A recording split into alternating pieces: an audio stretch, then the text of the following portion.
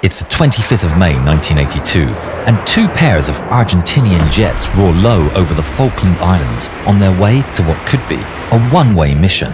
They're led by Captain Pablo Carballo, and he and his men are flying old and poorly equipped A4 Skyhawk jets loaded with bombs. Their mission is to destroy the British ships HMS Coventry and HMS Broadsword. The Argentinians have captured the Falkland Islands, or the Malvinas as they call them, and they need to destroy the ships if they're to hold on to them. The Argentinians know that two ships have moved closer to the islands to cover ground troops, islands that give them the chance to approach undetected by British radar. Entrando a tu rango, no escalen por ninguna razón. The Skyhawks fly as low as they dare, hugging the contours of the island as they reach the enemy's radar range. The two ships are equipped with advanced anti-air missiles and powerful radars, which have been devastating to the Argentinian planes. The only way to evade detection is to stay low. On board HMS Coventry, Captain David Hart Dyke has his men on high alert. British Special Forces have warned him that the Argentinians have recently launched on a mission, but he's unaware that this time, his ship is the target. 4 detections on the radar screen confirms his worst fears. Full contacts bearing 225, range 30. Captain Hart Dyke immediately orders the crew to action stations and alarms blare on both ships. And swiftly, the mighty Sea Dart's surface-to-air missiles turn to bear. The Skyhawks, at the same time, approach Pebble Island and hug its contours. With expert flying, the Argentinians become invisible to the British radar, and on the Coventry, the contacts disappear. Contacts lost over Pebble Island. It's precisely what Captain Hart Dyke feared. Pebble Island is too close. The Sea Darts have a minimum range, so now they'll only be able to fire once, if they're lucky. Hart Dyke gets on the radio to Broadsword.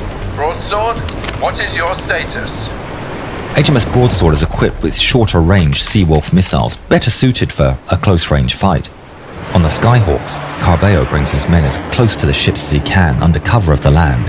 His planes have no radar and no warning systems, but at 10 nautical miles distance, they can see the British ships. Comenzando el ataque. Buena suerte, capitán. He and his wingman, Lieutenant Carlos Rinque, make the charge and accelerate to maximum speed while skimming the waves. Aboard Coventry, the two Skyhawks immediately light up their radar. 2 hostiles bearing 192 low level. To add to the confusion, a British Harrier jump jet reports in. It's in the firing zone. Captain, friendly aircraft 20 miles out. A British plane and enemies in the same airspace. Should he fire? In a split-second decision, he chooses the missiles. Turn the Harrier away. Shoot missiles! But the operators still can't get a lock. The Argentinians are flying extremely low, mere feet from the sea. Carballo's canopy is covered in sea salt as he soars through the spray, so low that the radars struggle to track them. Aboard the Coventry, the men's hearts race as they see the enemy getting ever closer. The Sea Dart missiles are failing to lock. Captain Hart Dyke feels the dread of a wrong decision, praying for Broadsword's Seawolf missiles to do the job. Aboard Broadsword, the men can see the targets. The Skyhawks are flying so close, the Seawolf's radar detects them as a single aircraft. They lock the target as the Argentinians barrel down towards them. But then, the single contact splits into two, and the two sets of coordinates crash the missile guidance system. The missiles are not responding. Restart them. There's no time. Lookouts aboard Coventry see the Skyhawks with the naked eye and shout with alarm. In a last-ditch effort, HMS Coventry's deck guns turn to bear and open fire, soon joined by the roar of personal machine guns and rifles, sailors firing from all across the deck. Carballo sees the splashes of the shells striking the sea and the tracers of the British bullets drawing closer, refining their aim. The enemy ship is right there. He can taste victory. But the shells are getting closer. He can feel it. They're not going to make it. Cambiar otro! He orders to swap targets, setting his sights on Broadsword. The two planes pull to the side and away from Coventry's guns, roaring by her deck as they line up their pass. The two Skyhawks pull the triggers and their 1,000-pound bombs are released. They fall down into the sea and splash onto the ocean's surface. It redirects them upwards as they bounce, skipping like stones. Broadsword sailors see the two massive bombs bounce twice as they head down towards them. One bomb hits the sea and sinks short of the broadsword, but the other doesn't.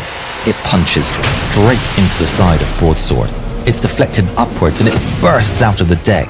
It flies on, tumbling as it falls into the sea, without exploding.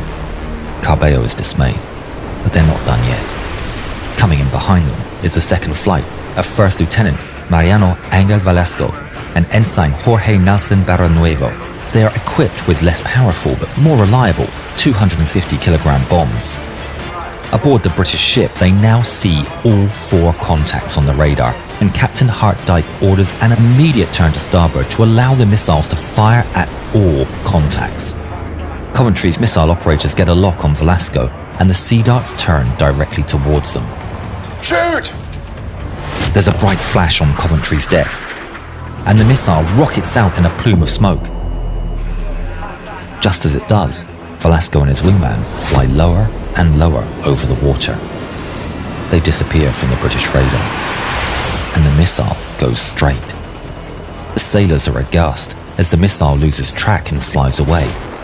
Velasco sees the missile fly off 500 meters to his right, but his eyes are locked on HMS Coventry.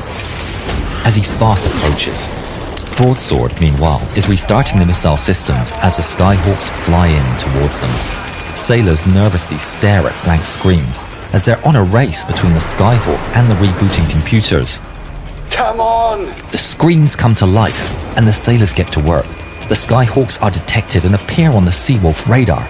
The launches turn and the target is locked. But then, on their screens, they see HMS Coventry sail directly in front of the launcher. The Coventry's in the way! In their rush to cover all targets, they've blocked the only missiles that could actually fire. The Broadsword's captain tries to maneuver to get a clear shot, but it's just too late. In the Skyhawks, Velasco and Barranuevo are approaching their target. On the Coventry, Captain Hartdyke orders all turrets fire at will. Cannons and machine guns join in, firing with everything they've got at the incoming planes. The main 4.5-inch gun is sending its shells towards the sea. The men realize the sights are misaligned, but that's not the only malfunction. At the same time, the 20mm anti-air gun jams. The men desperately try to fix it as the Argentinian planes close. In a desperate attempt, sailors all across the ship open fire with their rifles. The sea churns and splashes as everything the British have is directed towards the advancing Skyhawks. But it's all too late. Echo over the intercom, and commanding officers order everyone to hit the deck. Men jump for cover and hold on, waiting for the inevitable. Velasco sees the enemy ship fill his view and pulls the trigger. His A4's 20mm cannons are unleashed, spraying a volley of lead across the ship's deck and superstructure. He holds the trigger down as long as he can. Then he releases his payload. The bombs fall away, arcing lazily across the air before slamming into HMS Coventry with force. They punch through the hull, the impact echoing through the ship as two almost hollow thunks. But there's no explosion. The second A4 roars overhead without dropping its bombs, the payload failing to release. Seconds drag on. The men start to get back up, looking around with fear and confusion. A voice comes through the intercom reporting damage, but they never get to finish their sentence. The bombs detonate. Two huge explosions rock HMS Coventry. In the air, the Argentinian pilots are elated to see smoke pouring from the Coventry. They've done it.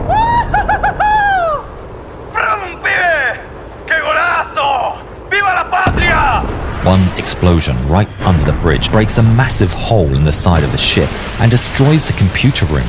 The fire moves up through corridors and blasts through the operations room, where all the operators and Captain Hartdyke were working. The second one explodes in the forward engine room, starting a massive fire and taking out electrical and propulsion power from the ship. Captain Hartdyke comes back to his senses. He's surrounded by smoke and destruction.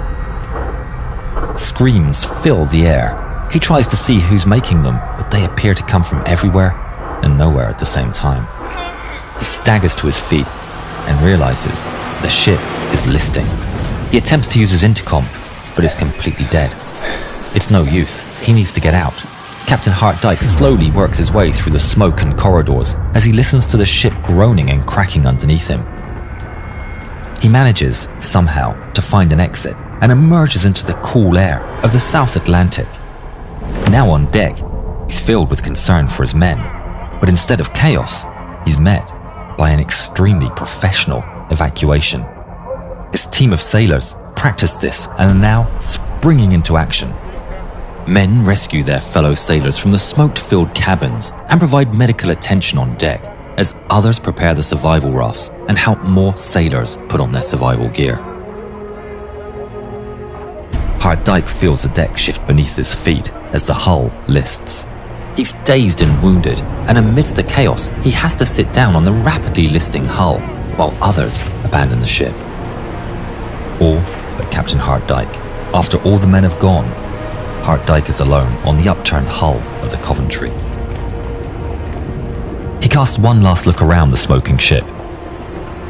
He's done his duty. And finally, as the last man board, he enters the last survival raft and drifts away from his command. Due to the professionalism of the British, 170 survivors would be picked up from the water by HMS Broadsword and the British rescue helicopters, but tragically, 19 lost their lives in the battle. All of the Argentinian pilots make it back to base and land successfully. They'd done it, but their victory did not turn the tide of the war. For another great modern air battle, check out this film on when MiG-29s ambushed Eagles in Iraq.